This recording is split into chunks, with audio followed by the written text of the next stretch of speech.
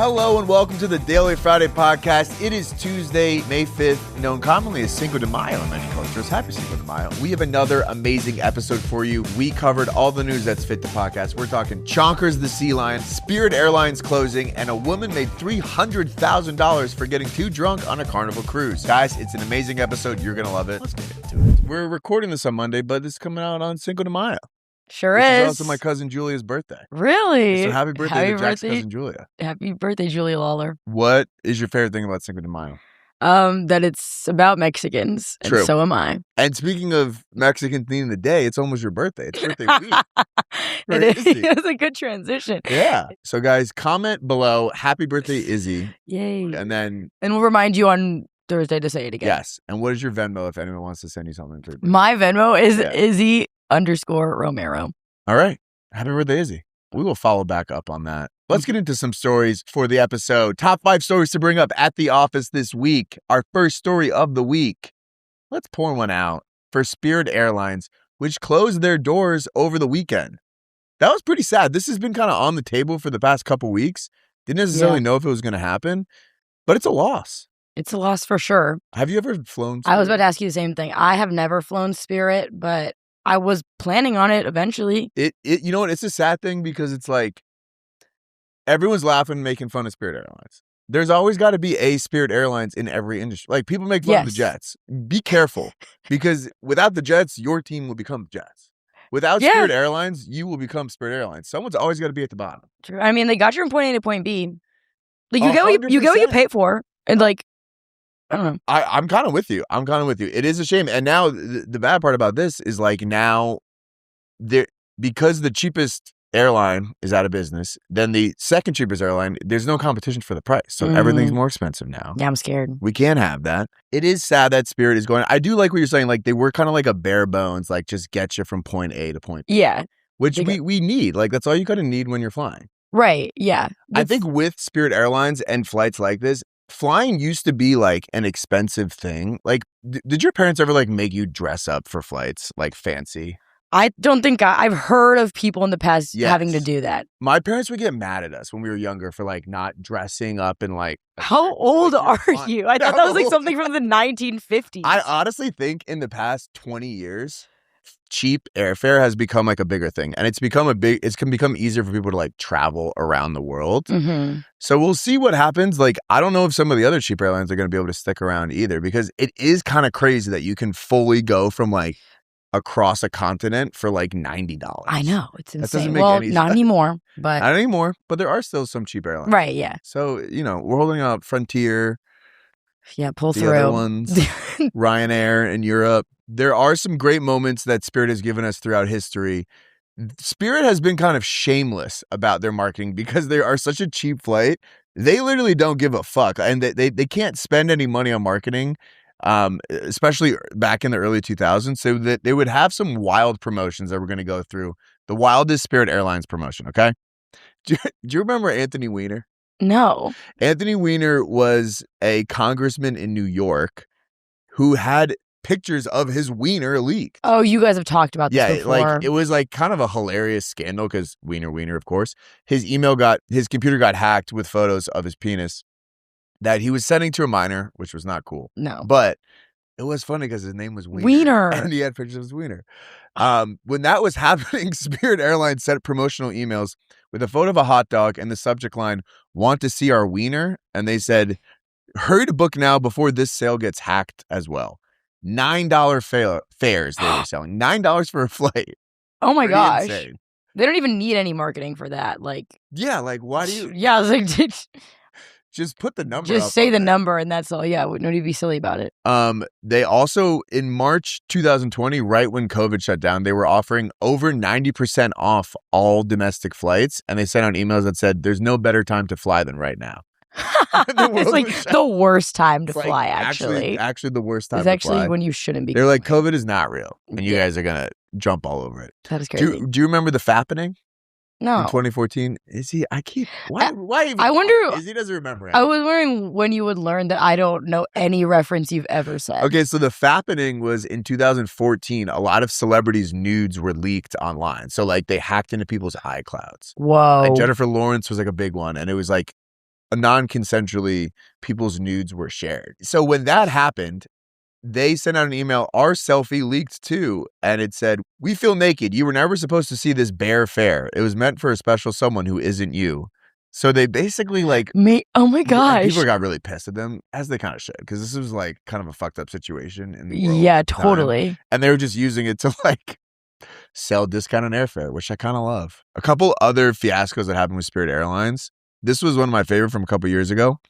Someone spilled rice all over like the aisle, and they refused to leave for over an hour until someone claimed, like, took responsibility for making the mess. So the flight attendants were like, nobody is going. Asking each passenger, "Did you spill this rice?" And they were like, "No." If you admit now, nobody gets in trouble. That's like such a teacher. I'm not gonna be mad. Yeah, that's exactly. crazy. Would you? I would have just taken the fucking credit, not the credit, the blame. True, like, because what are they gonna do to me? Like, yeah, what are you gonna? It's not illegal to spill your rice. Yeah. It's kind of a psychotic move by the flight attendant. I would have. Yeah, you're right. Why didn't somebody just be like, "Okay, fine, it was me. It was fucking me." Yeah, can we go now? This is the thing with Spirit Airlines, though, is like the clientele on these flights were, the people that were paying for cheap airfare. What? You don't take Spirit? You're too good. You're too good for Spirit. Spirit. I do not really like to fly with any frills. Like, I'm like very much like the cheapest flight. Yes. Because I know once I start to fly in like Comfort Plus, it's like all over. Yeah. So with that being said, the clientele. The clientele is me. Yeah. The clientele is me. That is being said. The final Spirit Airlines story that I just want to touch on, they had a teen daughter was flying in Spirit Airlines in the front of the plane. They took her parents were flying in the back of the plane. Mm-hmm. They took her off the plane due to overbooking, and the parents didn't know until the flight was like halfway. They went to check on her halfway into the flight. That's like Home Alone shit. Insane. Yeah, that's crazy. Nobody does it like Spirit Airlines. Do they not get like sued for that? I would imagine they got sued. Yeah. But like, they're just cutting costs on everything, keeping it real. Yeah. Shout out to Spirit Airlines. I love a discount brand, for sure. 100%. Spirit Airlines championed cheap ways to travel, which brings us to our second story. Another cheap way to travel is on a Carnival cruise. In the news this week, after a woman got over $300,000 in damages after she was overserved on a cruise. This would be my new job. I'm going to quit my job and just go get drunk on cruises and sue for damage. It's kind of a sick way to live your life. Have you ever been on a Carnival cruise? I've never. I didn't know they were like, are they like the cheaper cruise? They're the cheaper cruise. Okay, I didn't know that. That's another one where the people on that thing are just like, there's like always fights on those cruises. Okay. Yeah. Have you been? You've been on one? I have not been on one. Oh, I haven't been on a cruise really as an adult. If you're going on a Carnival cruise, you should be prepared to fight at some point. It's kind of like a Waffle House situation. It's same thing with Spirit Airlines, honestly. Spirit Airlines was like also very famous for like tons of clips, and we'll put in that like compilation I sent you of like flight attendants fighting, people at baggage claim fighting. Just the Spirit Airlines mindset. But this woman on the Carnival cruise was served 14 tequila shots over the span of 8 hours. It's interesting because it makes it seem like she was only drinking shots, which is kind of a weird way to drink alcohol to me. In college, we used to do this thing that was called Lucky Sevens. And it was like, if you made a bet, the loser had to do Lucky Sevens. And that meant at any point you could be like Lucky Sevens, and they would have to do 7 shots in 7 minutes, like whenever you wanted them to. It was kind of crazy. So this girl's having a shot day. 14 shots in 8 hours. Won $300,000 in damages because she stumbled down a set of stairs, sustained injuries, including concussion, back injury, and extreme mental anguish. You gotta claim mental anguish in these things. This story is just such a weird, like, gray area. Like, what are your thoughts? Who do you think's at fault?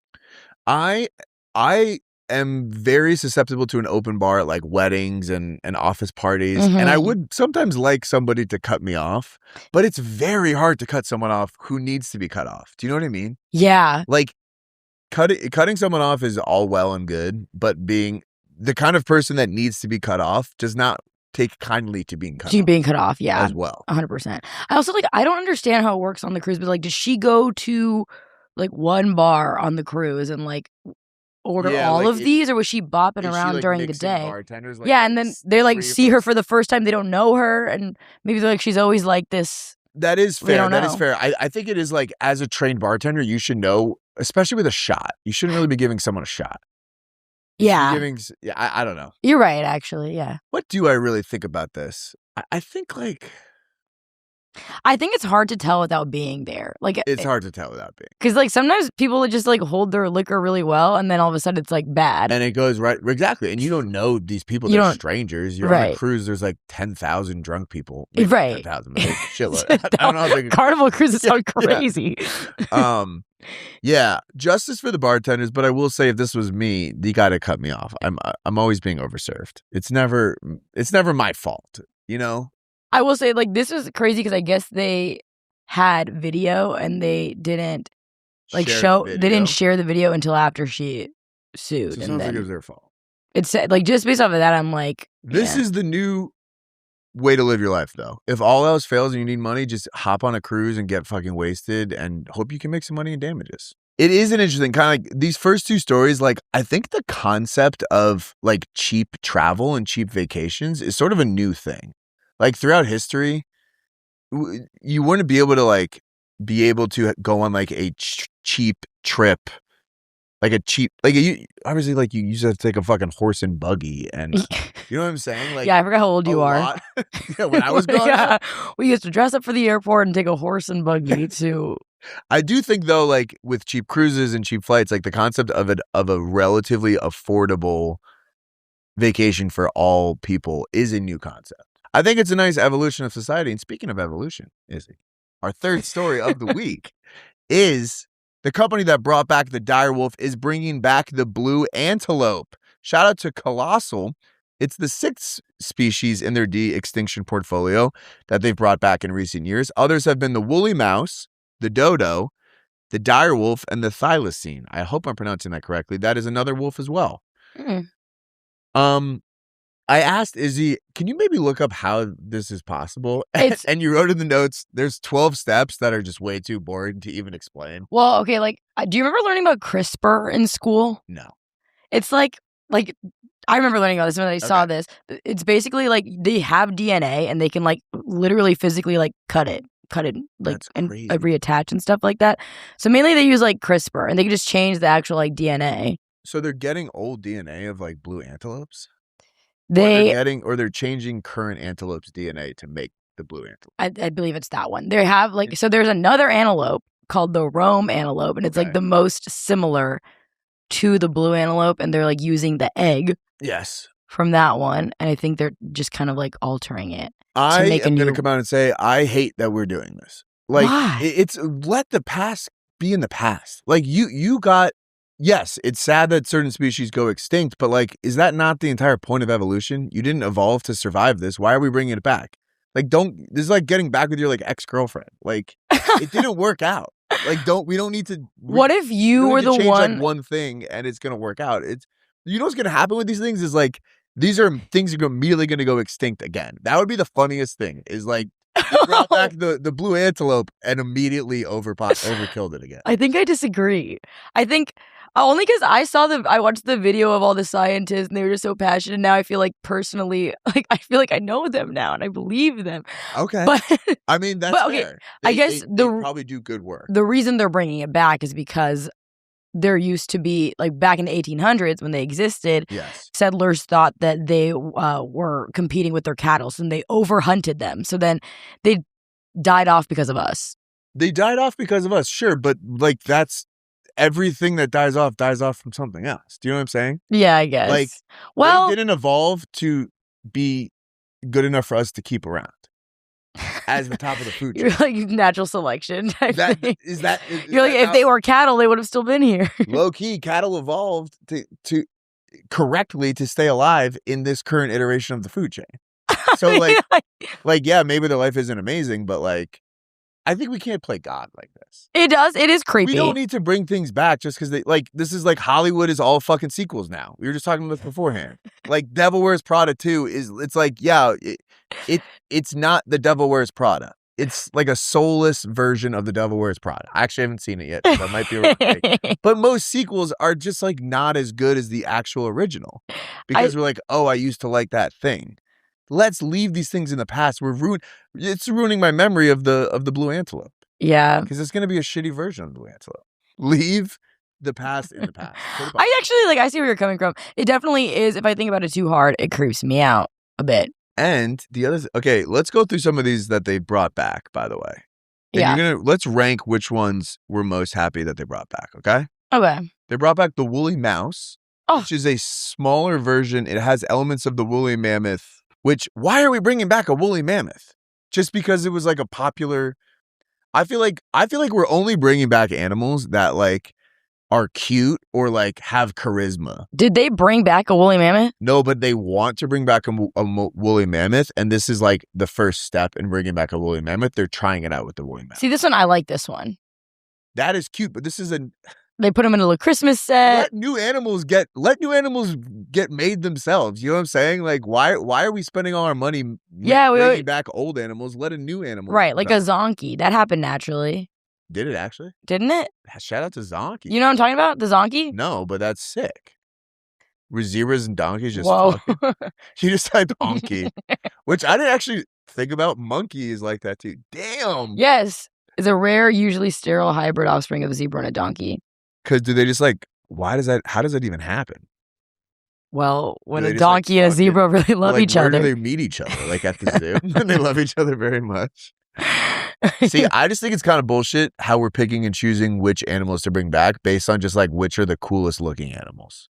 You know what I'm saying? Yeah. And which like woolly mammoths were on the cave drawings. Dire wolves are in Game of Thrones. Again, to play devil's advocate, I don't think it's because they're the coolest looking. I think it's because it like helps the ecosystem.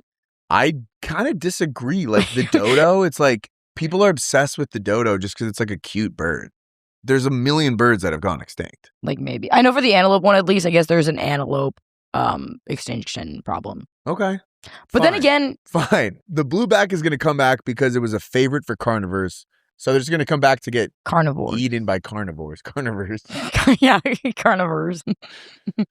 I think, so because they're only taking cute animals and bringing them back, one of the best ways to evolve as an animal is to become very cute to humans, right? Yes. Which is a good transition to our next story, our fourth story of the day. Chonkers, the sea lion, has taken over the world for being the cutest sea lion I've seen in my entire goddamn life. He's so cute. He has been rolling up outside of Pier in San Francisco. This is not, normally when we talk about animals, we're talking about zoo animals. This is a naturally occurring sea lion in the San Francisco Bay, who is 3 times the size of the rest of the sea lions in his crew. Yeah, he's big. He's fucking big. He earned that name. So this guy is actually a different species of sea lion than is normally in the California Bay.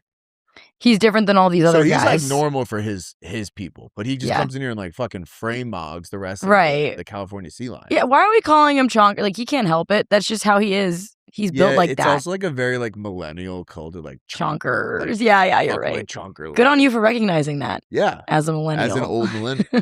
You're getting better every day. This is kind of unfair. Like, it's like when you like when a kid moves to your town and like they were like cool and the other, like, it's a big fish in a small pond. Yeah. Like when I was in college, I was on the rugby team, right?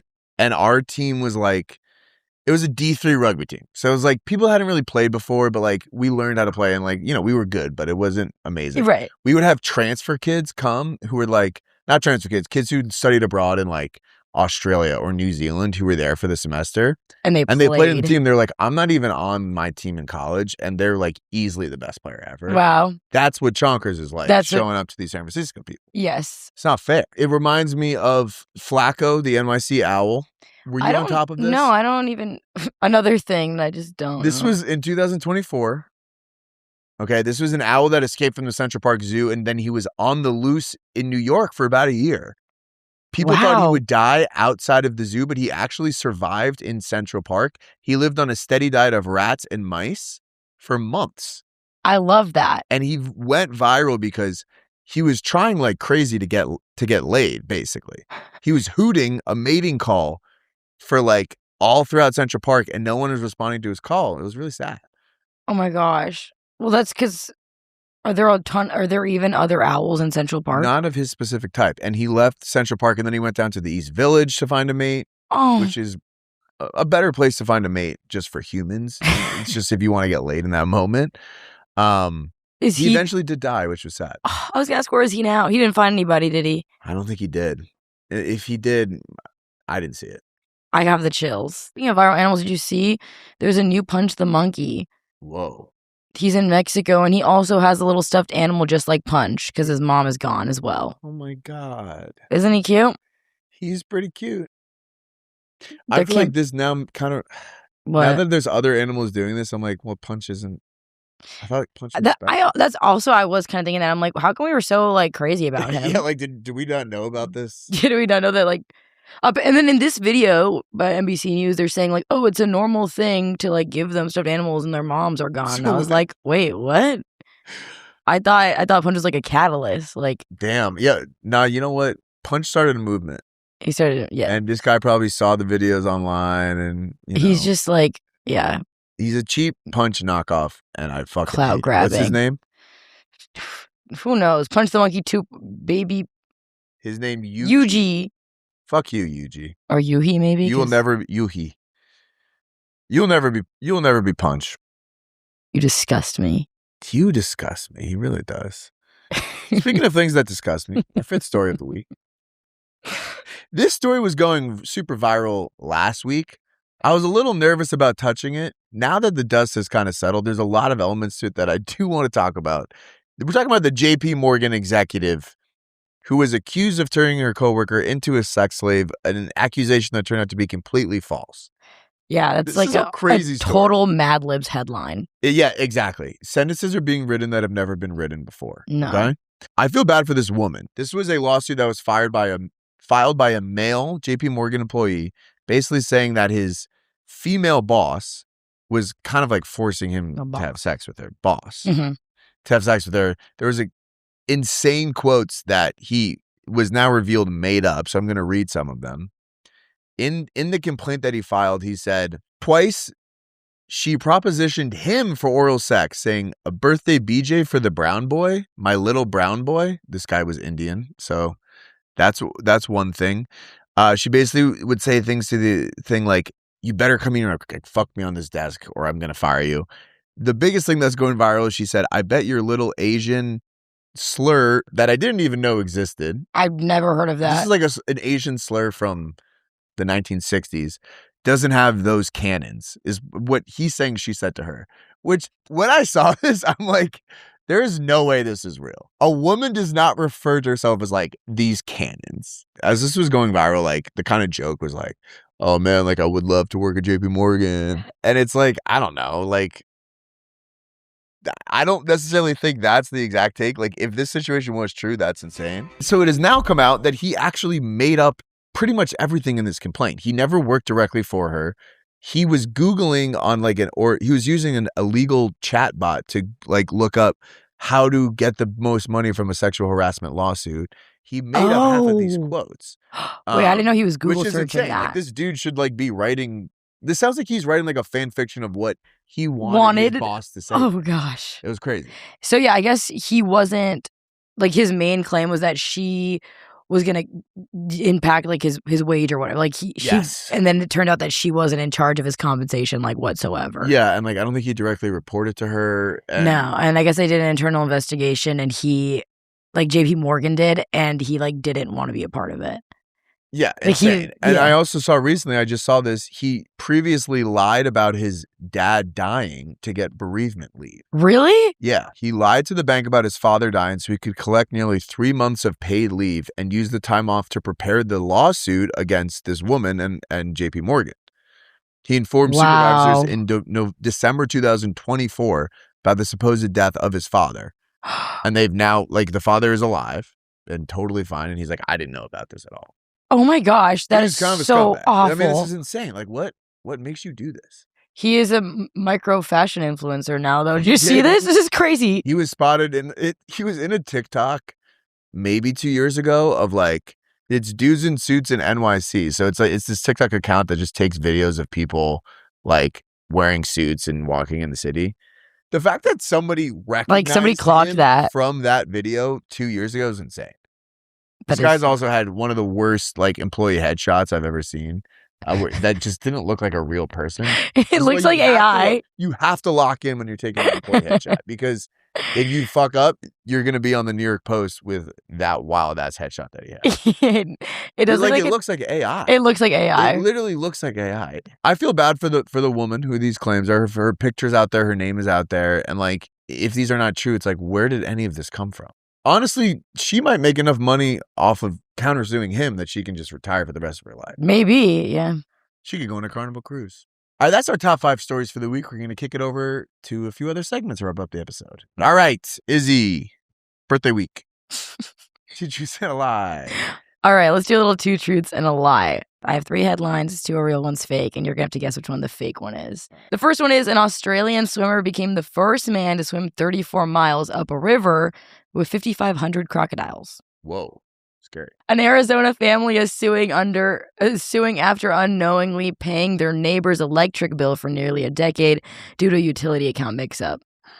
I believe that would happen. And the last one is a former Chick-fil-A employee rang up $80K worth of mac and cheese and refunded the order to his personal credit card. I'm going to say that the last one is a lie, but like it's only a lie because the real number is like 8,000, because that's actually a good scheme. 80,000 is a little insane though. I'm going to say that's the lie. You're saying that you think it's less money? I think like it's basically true, but you slightly change the amount of money to make it a lie. No, that one's true, actually. So 80K is crazy. Like 80K. Okay. And they've been trying to catch him for a while, and they finally got him. The lie was the Arizona family suing for their electric bill.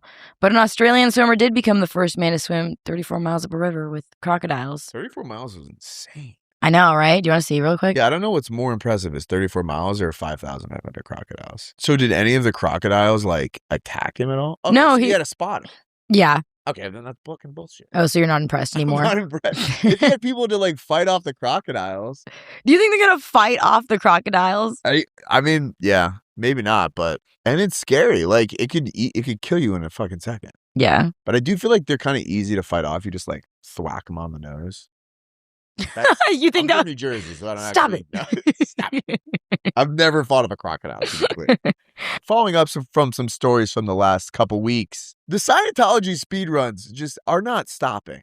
They're not. They're getting more intense. It's getting more intense. We need to investigate the hold that Minions has on like Gen Z brain rot society, because there's like everything. I should not be surprised that this happened, but there was 20 Minions. Maybe not 20 minutes. There's a crew of Minions and Gru that showed up to Scientology and demanded to see Tom Cruise, kind of to create a video as well. It's always Minions when in doubt. It's always Minions. There was also a crew of 20 plus dwarves that were also there as well, raiding the Scientology headquarters. Okay. So Scientology speedruns are continuing to happen, and actually I don't know when this will ever stop. At this point, I feel bad for Scientology people. And a second update following up on this, Channing Tatum is still not doing well. No, he's not. For Channing Tatum. He's still posting like vague status. Do you think he's doing it to be funny? Because a part of me thinks like he's just being so silly. Yeah, what are some of the things that he posted? He posted this way, like otter in the water. Whoa. Whoa, that kind of went hard. He said the level I'm at of letting go and trusting in the flow of the universe. And it's like this like sea lion or like underwater. I feel bad for Channing Tatum, man. It's going to be okay, though. There's other fish in the sea. I think he was married to his step-up co-star for a while, or they were together. Just go back to her. Let's wrap it up with some awards. Our next award is Thing to be Afraid of the Week, and it is a humanoid robot powered by AI that is singing and telling humans, do not be afraid. I am afraid. I'm afraid. Wait, I'm also not impressed. Play the clip. I'm afraid. I am afraid. I am afraid. I wasn't afraid. When someone's saying like, don't be scared, like I wasn't scared until you say don't be scared. Yeah, I was like, I didn't know I was supposed to be scared. That's scary as fuck, bro. Dream proposal of the week has got to go to the proposal at the Red Sox game on the big screen. This was posted by the wife of the owner of the Red Sox. It is one of the most awkward proposals you'll ever see. It basically looks like she says, I don't know. I don't think so. Like, no. Very awkward moment. I'm going to say, don't propose to someone on a big screen ever.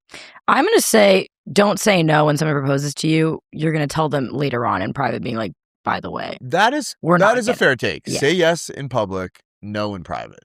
Right. Streamer of the week. This one's got to go to Jaylen Brown. Bro thinks he's fucking clavicular, dude. He went on his Twitch stream after the Celtics lost and started ripping Joel Embiid, saying he was flopping, rewatching the game, asking for calls from the refs on his Twitch stream after. This is just like, I felt bad for the Celtics, and I was like, wow, Jaylen Brown had a really good season. And then he just goes on Twitch and starts doing this shit. It's like, dude, come on. You lost the game. Get over it. I think this might be the promotion of the week. The Carolina Hurricanes beer skate is so fucking sick. I would love to drink out of this. It's a skate that you fill up and it's full of beer. That's just. Oh. It is now being sold for hundreds of dollars on eBay. Hundreds? It's a good way to make some money right there. It's really cool. It is. I wouldn't buy it for hundreds of dollars, but it's a fun little souvenir. I also don't understand. What do you think is cooler, this or there's a Buffalo Saber beer thing that is a sword of beer? That's kind of cool, too. Oh, that's way cooler. I also don't get it. Like, why are people reselling this skate specifically for hundreds of dollars? Like, any sports game, they give you, like, a little souvenir. They don't give you something that cool, though. Like, that's the first time they did that. I mean, like if you go to a Dodger game and you get a soft serve ice cream, they give you a little hat. Like, that's cool. Yes, I agree. But they've never done, like, the skate as well. No, but this is a skate. You're not understanding. Like, yeah, okay. Like, okay, I get it, and the other one's a hat. Like, you just don't get it. Our final award is the dramatic escape of the week. A turtle escaped a burning shed. A heat lamp fell over in his shed, and he got out of there, which is crazy for a turtle, because you might not know this. Izzy, turtles are slow. I didn't know that. He's probably going to be exhausted. He's going to need to sleep. He's like not. Yeah, he's not going to move. Guys, that's all the news that's fit the podcast today. Have an amazing day. Enjoy your day. And as always, go Jets.